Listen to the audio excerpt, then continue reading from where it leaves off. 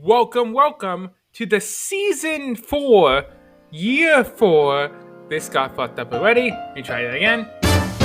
Hello, how do you do? Sit down, gather around.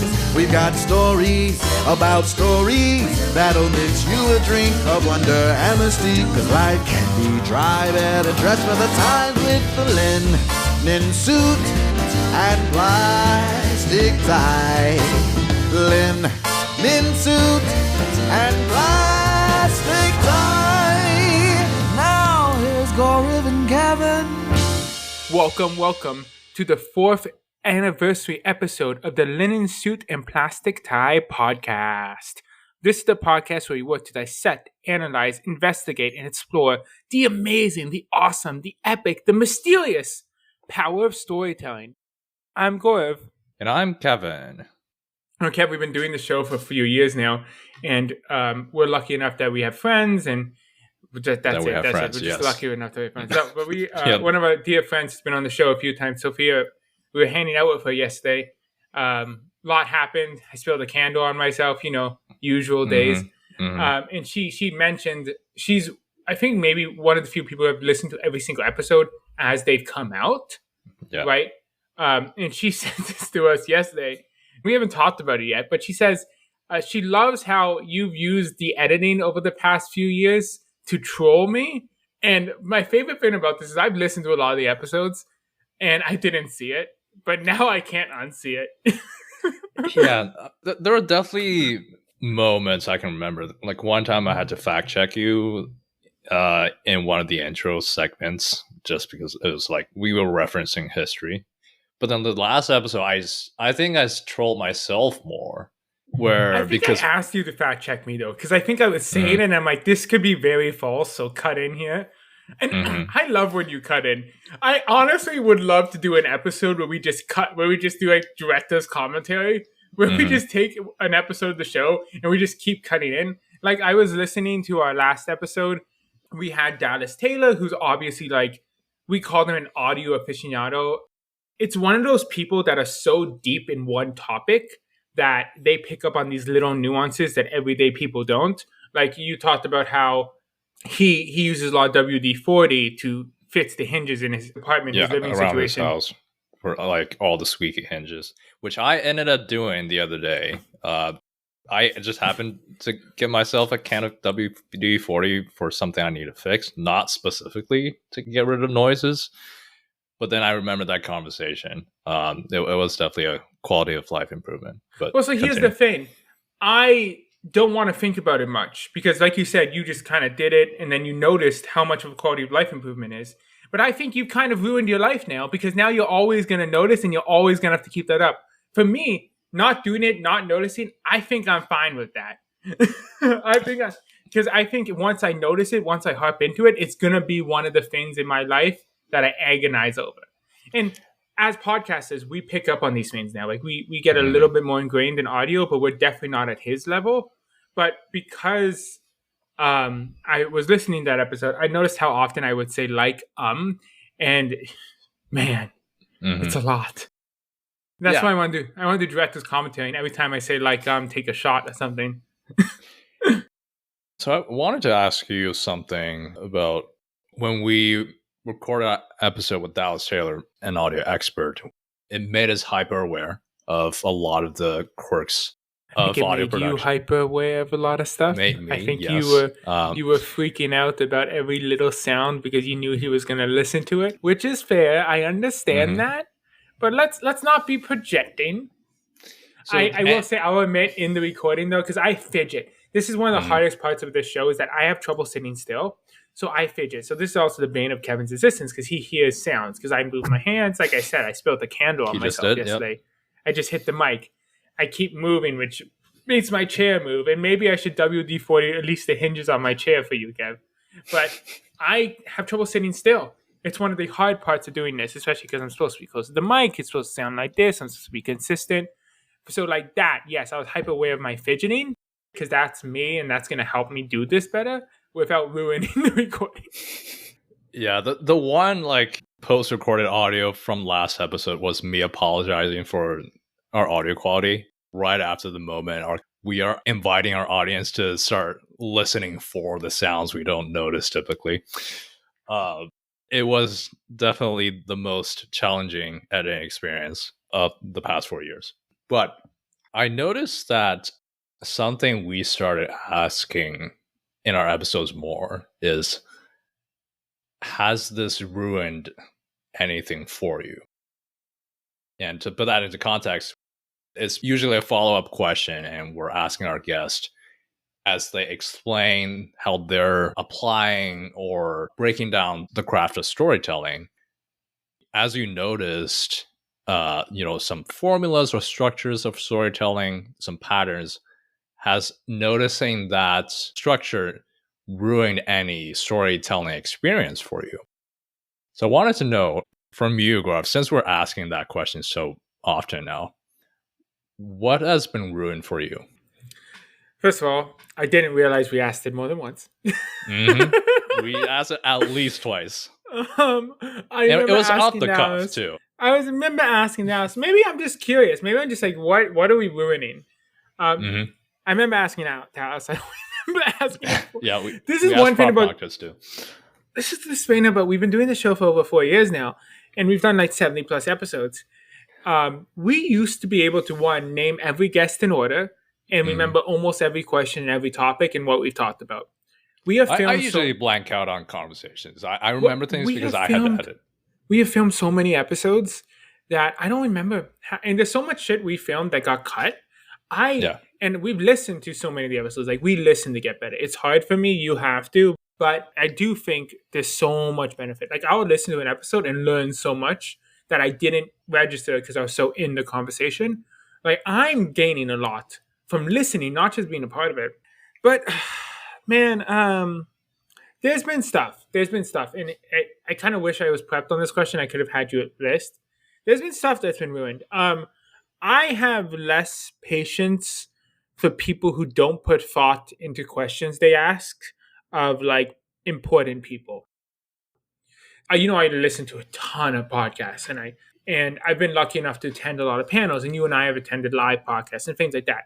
So like when I'm listening to a podcast that does a live Q&A or a panel with a live Q&A on YouTube or something, and someone asks a question that's either leading, like they have an answer they want, or it's accusatory, or it's a question that's been answered by this person 20 times, it bothers me. Bothers me a lot now because as a listener, I'm like, one thing we talk about on the show, and I notice how many times I say one thing we talk about or one thing we talked about, like this stuff with me. I notice like this is a whole tangent, but I know for a fact that I can't say the word specific. I think I just said it specific. I say Pacific. Yeah.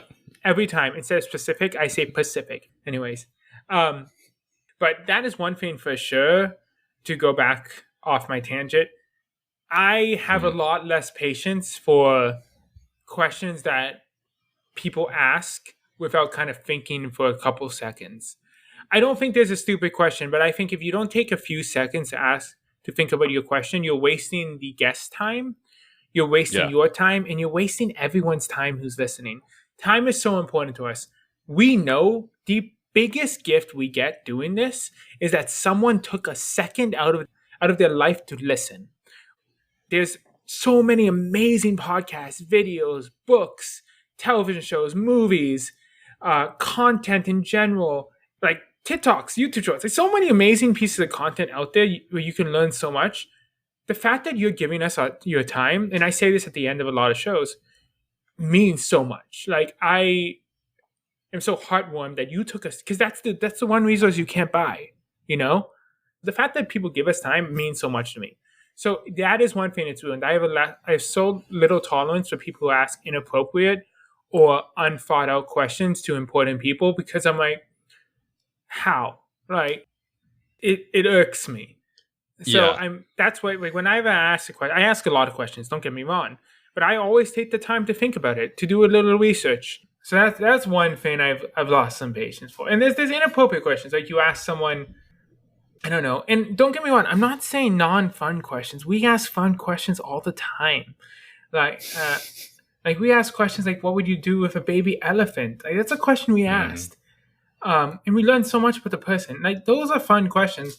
I'm talking about just inappropriate questions, like if you have a particular political leaning and you try to ask a gotcha question. I don't like gotcha questions. I love dialogue questions. Like I love asking questions of people I disagree with and hearing their point of view. I don't like gotcha slanted questions. So I think the type of questions that are asked of people and the intention behind them is something I've become more hyper aware of. What about you? Anything become ruined?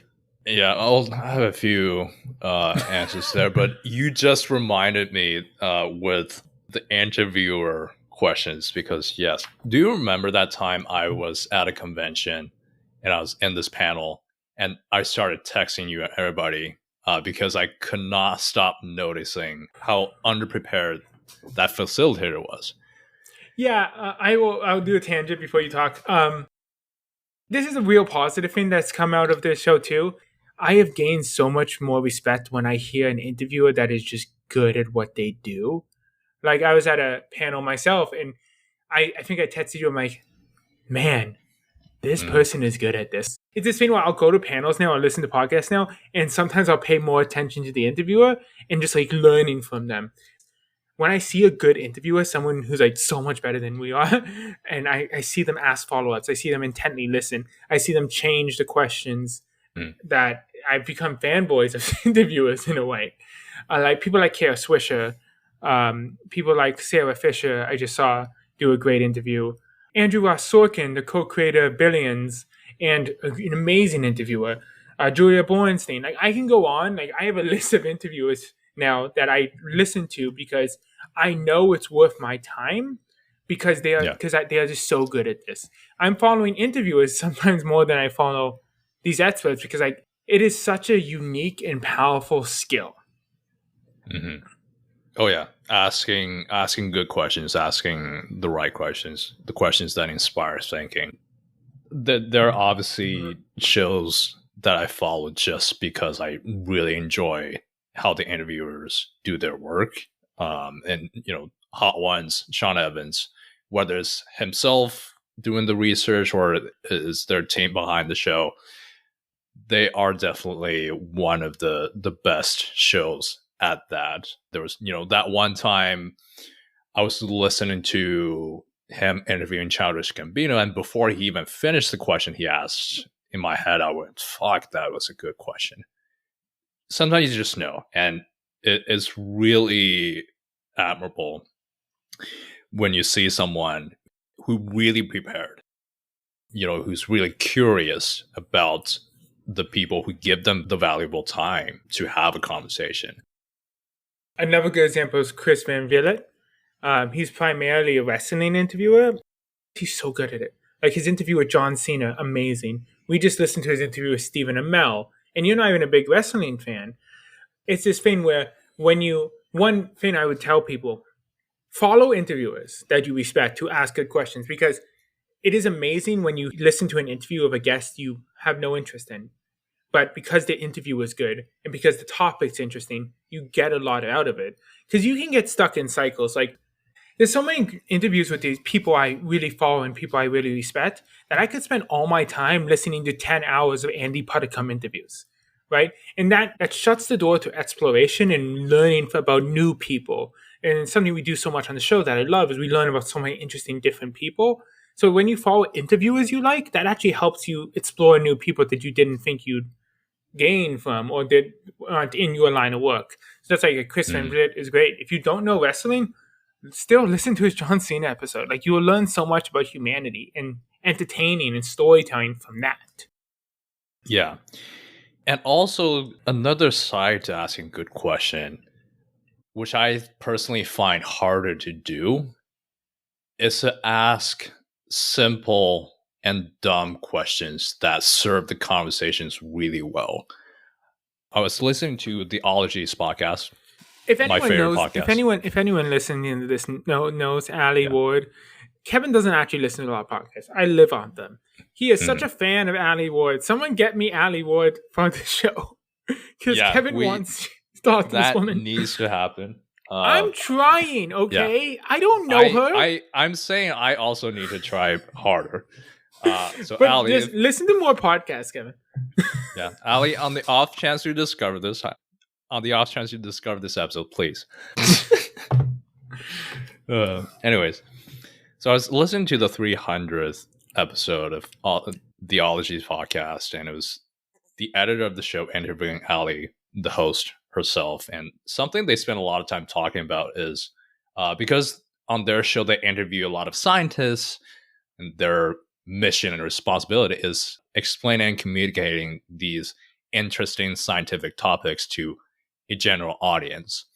One thing Ali stressed there is you actually want to ask the dumb questions. You want to take on the side of your audience to get these really intelligent scientists to explain complicated concepts in simpler terms, as opposed to asking complicated and maybe professional questions as a way of showing that you are a good interviewer or you are good at preparing for this. Yeah, sounding smart. Like there's such an epidemic of like tailoring your content to sound smart. Like who are you doing that for? For us, for example, I think that's one of the beauties of our show and something we dedicate ourselves very early on. And we used to say this a lot. We used to start the show saying, we are not expert storytellers. We have no idea what we're doing. We still start every season by checking in with each other and asking each other, are you an expert storyteller? And it's always no, we are not. We are here to learn from expert storytellers, ask the dumb questions, and share it with our audience. Yeah, and that's something I think I still need to work on going forward as the interviewer. And I think also has to do with where we are at this point in our career, and also us being younger. There is this urge to sound smart, and yeah, I'll speak for myself. There's an urge for me to sound smart and prove myself in front of the people I'm talking to, because we know and really respect them. I think one of the most interesting stories, because it's toxic in some elements and it's useful in others, is the fake it till you make it story. Because the fake it till you make it story can be extremely toxic, right? Because it's leading to people not asking questions. It's leading to people worried about looking dumb. It actually takes so much confidence in your spot, in who you are, to ask a dumb question. It really does. Because often, and we just railed on like smart questions and dumb questions. I do agree there's no dumb questions. I think there are unthoughtful questions. That's what I was trying to get across earlier. I think any question asked appropriately, with good intentions, with thought, is amazing. Like that's why I struggled to give you an example of a dumb question. What's your favorite color? If asked in the right way, in the right context, with the right intention, it's a powerful question. Context means everything here. Yeah. So I think, especially in like your work lives, I strongly believe 99% of my work mistakes have happened because I didn't ask the question. Well, I'm like, if I had asked that question 2 weeks ago, we wouldn't have been here. It's the working smarter, not harder. So the fake it till you make it story can be really toxic, because yes, you want to be bold. Yes, you want to project confidence. Yes, you want to go in and be like, you can trust me. But if you don't ask the questions, if you don't be vulnerable, if you don't be dumb, you're actually not learning. And it can lead to just a lot of mistakes. And I think this is where the two aspects of storytelling that we explore really connect here. Because I noticed that at work too. Doing a lot of work that has a really technical or in-depth aspect to it, and you sometimes need to give presentations, let's say, to a wider audience that isn't as in-depth in this topic as you are. There is such an urge to sound smart there. I see that in myself. I've always definitely noticed that in other people in a variety of settings.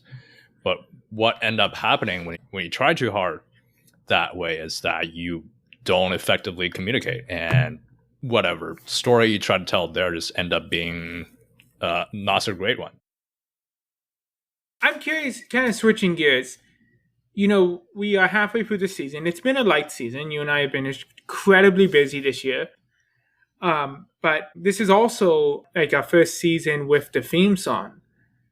As someone who's doing the editing, adding these things, how do you think the execution of it's been going? What do you think it's added to our story? Well, to be clear, we're not musicians, so we obviously provided high-level ideas on themes we want the song to tell. But there are professionals that helped us do this, put the song together, and we're very grateful for that. I think what we do on this show really helped us in the ideation of what this song turned out to be, because we have a pretty clear idea of understanding what we want the show to be and who and what we are as hosts. I don't know if any of the backstory made it into like our previous episode, but in the beginning I had shot down some ideas. We mutually shot down each other's ideas. I was, before we get into it, I want to agree with you before we get into it. Before I disagree with you, I want to agree with you. I am very happy we waited 3 years before we created the theme song, because the theme song is so important. Like, it sets the tone for the whole conversation, right? It needs to feel connected. And we'll talk about some of the stuff we shot down in a second. But I think if we had created something right off the bat, we would be morphing what we want the story of the show to be, the vibe, the brand, to the theme song, versus this process where we've done it for 3 years, 50 plus episodes, whatever, that we could morph a theme song that fit our show. And I think it's much more impactful when we morph the theme song to authentically fit our show than morphing the show to fit the theme song. And don't get me wrong, I think maybe in a few years we're going to have to change it because the show has changed. I want to be very open to that. But we've been doing this so long that we were able to feed and edit and work with our creators to be like, this is the vibe of the show, this is what we want, this is unique. It's not a cookie cutter theme song. It can't work for any show called The Linen Suit from Class Die Podcast, which it can't be more because we're trademarked now. But it only fits for the style of show we do. Was there a part you were going to disagree with me on? I was going to disagree because when we started the podcast, a couple of things I really wanted. One, I wanted it to be a full 30-second theme song. That was very important to me. A lot of podcasts don't do that. It was important to me to be a full theme song for the show because one of my main ways I consume stories is through television. I love television. And I miss old school theme songs because I think it serves such an important role of setting the tone for the show. And also because the theme song's in every single episode, you build a really big connection to it, right? When I think of songs like that, I think of like the theme song to Wizards of Waverly Place or the theme song to Sweet Life of Zach and Cody. Those theme songs that, like, if I listen to now, it brings such strong memories to. So that was really important to me. There were some ideas I had that were kind of didn't work. I'm a big musical fan, so I was trying to pitch more big musical numbers. We did kind of end up laying that direction. We did. It was very important to me that we had a musical element, like that big band musical vibe, like old school big band musical. That it got included. What didn't was, I'm a big Celtic punk fan. I love Celtic punk. Dropkick Murphys, Flogging Molly, like so many great Celtic punk bands that I thought it would be really cool and really different if, like, all of a sudden we break into a Celtic punk song. Kevin disagreed. Do you remember why you disagreed? It was valid, and that's why we didn't go with it. But yeah, I mean, it's important for the theme song to set the tone for every episode and obviously the show overall. It has to be who we are. Whatever the theme song is, it has to reflect tones of our own characters as hosts. There are genres of music that we like to listen to. That is not necessarily reflective of who we want to be or the tone we want to set for this type of show. Yeah, and also the placement, right? It happens after the intro, before the conversation. If you do like a really exciting Celtic punk vibe, you're gonna like bring energy really high, And while we want high energy, while high energy is important in certain contexts, we're a long form podcast. It's not like we're a quick 20-minute, 10-minute, 5-minute, like high energy shot of adrenaline. We're long form, deep thinking, overall conversation podcast where like leaning into stuff we also love, like jazzy, crooner, big band stuff, music we love, helps better because it helps connecting you to kind of these deep, vibey, whiskey emotions. Just worked so much better for what we were trying to accomplish with the show. I like how you used a whiskey emotion there, but we are a lounge experience, people. Yes, we are a lounge experience. I mean, and also like if we hated that type of music, we would have done something else, right? But no, we worked with a great crew, and they gave us good versions, and we were able to pivot from there. And I'm very happy with how it turned out. Yeah, and a testament to that, I was editing a recent episode, so that was the first time in a long time I had actually listened to that song in editing, and it really hit me and got me really pumped. And then I texted you like, wow, we did so well with the theme song that even in production, it gave me more energy and set me in the right mood to put the episode together. What are some of the things that have really stuck out to you from the 4 years? Like, what are the summary ideas that you only got from these conversations? I have a few. I have a few quotes and moments that I remember very distinctly. Do it. I think first one is from Sarah Naravi, the first live episode we did. Yeah. She quoted Mark Twain.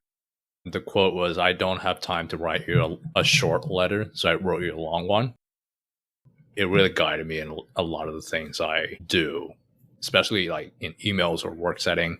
If I need to write something into a document or explain things or, give a presentation to people, that put me in the right mindset to consider, how do I make things as easy as possible to my audience as a storyteller? It's so important. Sarah's one of the guests that I know personally, and I love Sarah. She's great. Worked with her for a few years. For the life of me, I can't remember her saying that. I know. I was like, you said that? I'm like, I do not remember her quoting Mark Twain. She quoted Mark Twain in our episode, and that's very on brand for her, but I don't remember that. I told you this earlier. I'm also blanking out on the majority of our recordings. I just remember some of these because I have to edit and I have to listen back. I mean, it brings up one of my core tenets from the show, something that I think has really stuck with me and changed how I consume everything and how I present anything, is this idea that your audience owes you nothing. I repeat it so often on the show now because it's so powerful. Like, anytime before I'm doing any presentation or anything, I remember that. I'm like, your audience owes you nothing. So if you go in like, my audience should be prepped or my audience should be zoned in, especially if your audience is paid with their time or their money, that's it. That's all they owed you. Like, now go perform. Now, at the same time, it's not your responsibility to make every audience member agree with you or love you or feed into certain things, but they don't owe you anything. Besides, the one caveat I'll make, and I've made this before, is for live shows, like, they shouldn't heckle or throw things, but your audience doesn't have to love your 3-hour epic movie because you spent all this money or because you're an incredibly artistic person. Like, I think of amazing television creators like Mike Schur, who I will watch almost anything he does because I've loved so much of his work. It's amazing when you earn that trust. It's amazing he has that trust with me, but that doesn't mean I have to like his next television show. That's something I think about a lot, that your audience doesn't owe you anything. It's your job to make it in a way that's accessible. They don't owe you your attention. If they're distracted by your phones, that's not their fault. It's not because they have a short attention span or they can't take a joke or they don't know what good is. Yeah. Another big takeaway from the show was from last season, I think, when we chatted with Mark Chavez. He is a Canadian comedian, and on the CBC network, he and his co-host created this podcast. Every season, they make a film or a TV of a particular genre. So first season is let's make a sci-fi. Second season, let's make a rom-com. I think third season is let's make a horror. And one of the questions we asked him was, with some of the shows they created, there's a very set formula of that type of story. Rom-com, for example, there's a very clear structure of the story that people usually follow. I think that was like the origin of did that ruin things for you? Maybe. That actually might have been the first time we asked. Yeah. We did ask that question. Yeah. Did that ruin rom-coms for you? Yeah. And then he said no. You know what's funny? We keep asking that question and people keep saying no. Like, we've never gotten a yes, I don't think. Because he's like, a good rom-com, even if it's following this formula, if there's chemistry, if you buy in, that's an amazing story. Who cares if it follows a formula? Damn, I love storytelling. It's so cool. I think that's the thing. It really helps you appreciate good stories even more. Yeah. And it helps you, I think it helps you save time identifying stories that aren't as great, and probably a good indicator that you can stop following that story. I think I've experienced both cases where I just rewatched an anime that I used to love as a child, Digimon. And as I rewatch it as an adult, I start noticing some of the deeper themes that they try to incorporate in the story that I did not notice when I was 5, 6, 7 years old. Yeah. And I'll also notice the way they're designing the dialogue and the lines to make the story structure very clear to a very young audience. The conversation would go, A is happening, and because A happens, B is going to happen, and we don't want B to happen, so this is what we're going to do next.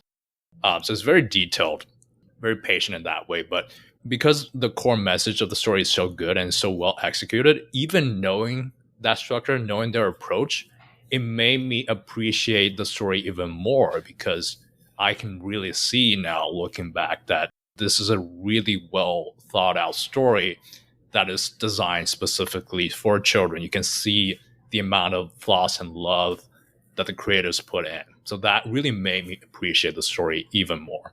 Yeah. Like, through masterclass, I've taken story writing and screenwriting classes. And I like reading about story structures and story arcs and epics. And this is why I love mythology and stuff like that, the original stories, because even though they've been repeated or copied or changed, understanding the mechanisms not only help me guess endings better. There's a game me and my sisters play competitively. I have seen that, yeah. We were like trying to guess the ending, and we get so competitive about it. And I've guessed a lot of things ahead of time, and I've ruined movies for people, not purposely, but I'm like, oh yeah, that's about to happen. Like, even understanding the mechanics of it doesn't take away how much I love movies. It's helped me appreciate it more, because when executed well, it's fucking amazing. It teaches you something about humanity. And this is another big tenet of the show, is that I've gained a lot of empathy for people, because we are the stories we consume. If we've been told one story by our community over and over and over again, it's really hard to shake it. Like, it's a big part of us. So I've gained a lot of empathy for people who grew up differently than me, because even if I might disagree with them, taking the time to understand what stories people have consumed is so important. And it brings me to another core thing we talk about on the show that is really important, is we live in this era that is amazing, that people are really taking seriously diversity of storytellers. I also want people to take seriously the diversity of types of stories.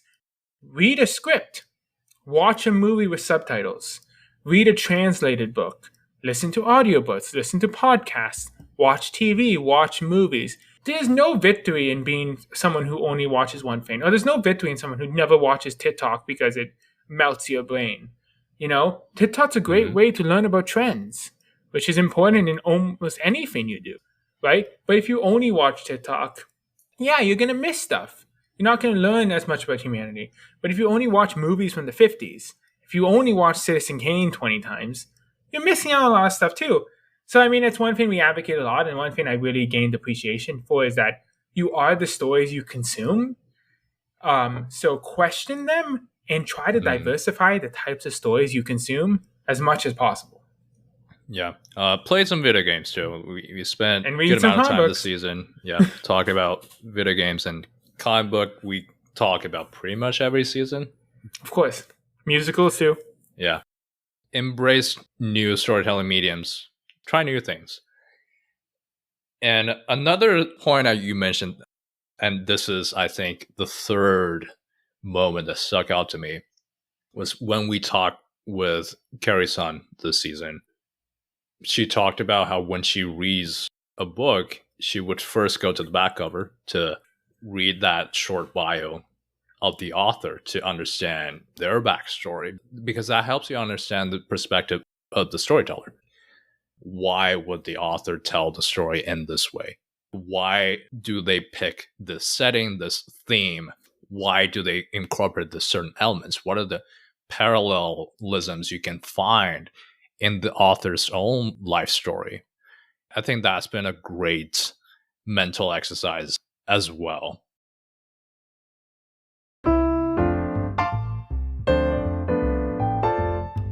Well, remember our very first episode where we had no structure and no time frame? So Tara had to be like, hey, is this ending? It was real embarrassing for us if I think about it. Yeah. And she's like, how does this end? So how do we end our 4th anniversary episode that had no structure? Well, do we have any sense of suspenders prepared? What's your story, Kev? I do have a good answer here. Earlier this year, I was playing this video game. The game was Final Fantasy VII Rebirth.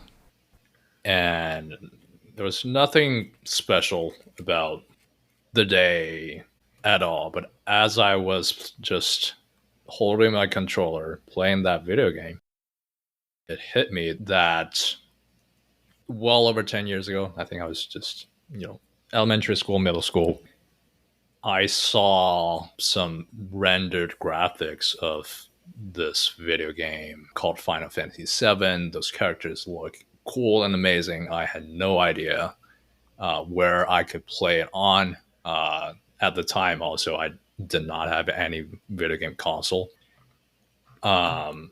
My English proficiency wasn't nearly as high as where I am right now. And those are the things I would think about when I'm zoning out, just daydreaming. Fast forward to this March in my apartment, playing that video game. All of a sudden, it hit me that I am living the exact scenario I was picturing in my daydream, where I learned this new language. I went to a different country where I can utilize that skill on the daily. I was able to connect with people, make lifelong relationships with the people using the skill. And I'm playing this video game that I thought maybe one day I could enjoy. This season also, we talked to Prof. Noctis, who spends a lot of time studying this video game academically as well. So my story this year has been I'm someone who get to live out my childhood daydream. And I hope that everyone gets to experience, outside of major milestones and accomplishments, a random moment will hit you where you realize that those random thoughts you had way back when, you're living that right now. That's a great way to end it. I think the one thing I'll add is one thing I've been exploring a lot this year about storytelling is that I have a tendency to live my life for the synopsis. Like, how is that going to improve the synopsis of my life or the bio or the book cover, And no one gives a fuck. I think. I think we have to be careful not to live our lives for the synopsis. I think that's one thing I'm exploring and still exploring. How do I be the most true and viciously awesome? Vicious is one word, but like true and the most awesomest version of myself every day. And that's got to be the goal, because I'm so focused on learning. I'm so focused on growing, but I can't be focused on the synopsis. I cannot be focused on the achievement or the one sentence thing people will say about me. I got to be focused on what's going to make me flourish? What's going to make me happy? What's going to give me the best life, not the best synopsis? I think that's what I'm thinking about when I think about my story. Anyways, this has been another year, another season, another episode of the Linen Suit and Plastic Tie podcast. Don't worry, season 4 is still going on. And while this is a little bit of a shorter season, it's going to still end very epic and lead us into season 5. I'm excited for our 5th year. I'm excited for season 5. I'm excited for this show to change in a number of amazing ways we never expect. And I am so proud of the show we've created. I'm so proud of every episode. I'm so proud of our guests. I'm so thankful to our guests. So anyone who's listened to a single second, anyone who's come on our show, liked the post, engaged or learned something, thank you. I genuinely love you. Like, it means the world to us. I am so proud of all the energy and everything we put into this, and I'm still learning. I've learned so much. I'm grown so much. I'm still learning, and I will keep doing this as long as I'm learning. That's the only thing that matters to me about this show. It's worth more money than all the insane amount of money we put into this. So thank you. If you like our show, make sure to subscribe and follow wherever you listen. Leave those 5 stars so more people can. To learn more about our show, go to LSPTPod.com, where you can pick whichever platform you like to enjoy us from, and also our social media to stay updated for our latest updates. See you soon. And that's it.